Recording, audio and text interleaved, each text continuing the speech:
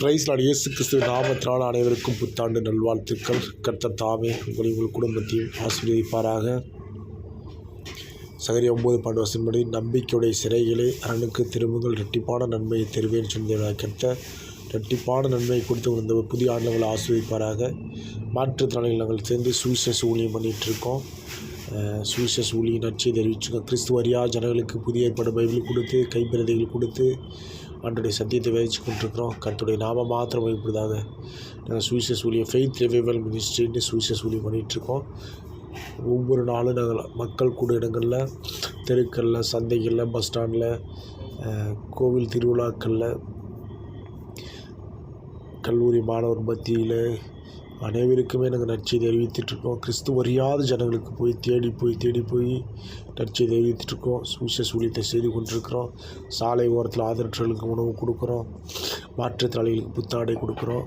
மாற்றுத்திறனாளிகளுக்கு உபகரண தேவையான அரிசி பருப்பு மளிகை சாமான் வாங்கி கொடுக்குறோம். எங்ககிட்ட இல்லை, தேவன் கிருபை செய்கிறாரு. அந்த கிருபையின்படி நடத்தி கொடுக்குறாரு. அந்த வார்த்தையின்படி எல்லாத்துக்கும் உதவி செஞ்சிட்ருக்கோம். கிறிஸ்துவ அன்பை எப்படியாவது விதைக்கணும். மரிக்கிற நாள் முதல் கொண்டுமே கிறிஸ்துவ ஜீவனை சுவிசேஷத்தை அறிவிக்கணும்.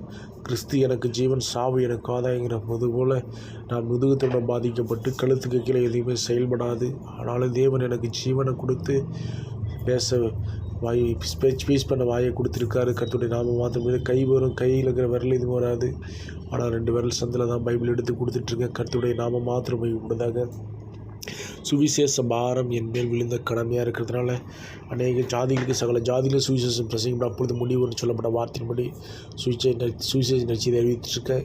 எங்களுடைய ஊழியத்தை நீங்கள் அறிந்து கொள்ள விரும்பினால் தொடர்பு கொள்ளலாம். என்னுடைய தொலைபேசி எனக்கு கர்த்தர் தாமே உங்கள் குடும்பத்தை ஆஸ்வதிப்பாராக.